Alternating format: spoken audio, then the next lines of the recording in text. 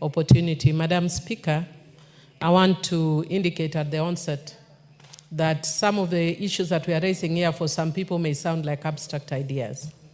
I joined Parliament during or immediately after the post-election violence.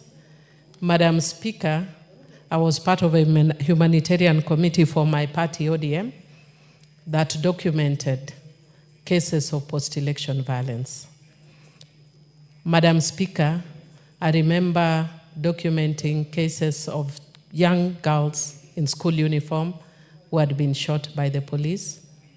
I remember a woman who had the husband's head decapitated and had to carry the head to Kisumu. Madam Speaker, I remember people from Kisii who were displaced. Madam Speaker, I remember people who are from central Kenya but in the diaspora who were displaced. We went to a specific camp where people were all displaced, but they were in different camps. There was a camp that had predominantly the Kikuyus, and then there was a camp that had the Luos, Luyas, and the Kisis.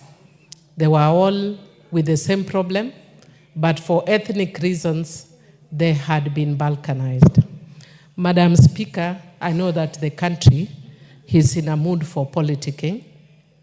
And you know, and the tragedy in Kenya is we politic when we start politicking a day after elections.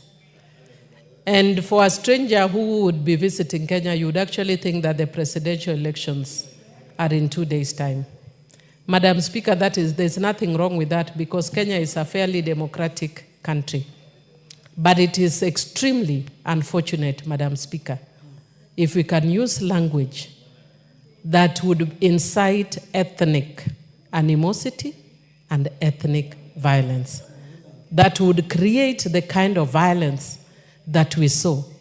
Madam Speaker, the people who suffer in situations like that are women and children. Many women were raped and to date have not been compensated. Many children were killed. Madam Speaker, there's a young girl who has written a book which she gave to me, Madam Speaker. And in her book, she has documented that there were young children who were playing somewhere in the Rift Valley. And they were neighbors of all tribes. And her book is called Hop, Skip, and Jump. She was called Scholastica somebody. Madam Speaker, she documents how she changed from being an innocent child to looking at her neighbors from a tribal lens.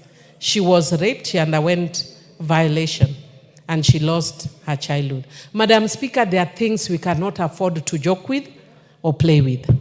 Madam Speaker, I would want to encourage the Deputy President, former Deputy President, that I know is feeling very bitter at the way things stand around.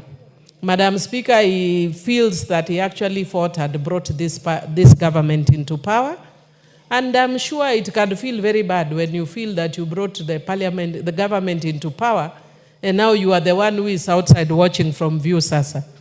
Madam Speaker, the way to go about it is not through bitterness and anger, because there's a point that leadership becomes beyond you. I know he's only served one term in Parliament, so he may not understand. And half a term as a Deputy President. But Speaker, there is always opportunities. Let him relax because he says he's a man of God, or at least he says his wife Dorcas is a woman of God. Let them appeal to God and use their godly words to bring unity to the country. There are things we don't joke about around with, Madam Speaker. There are things we don't politic around with.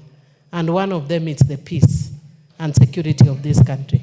In terms of sharing and having views and going around and talking to people, that's all very well. Kenya is a democratic country.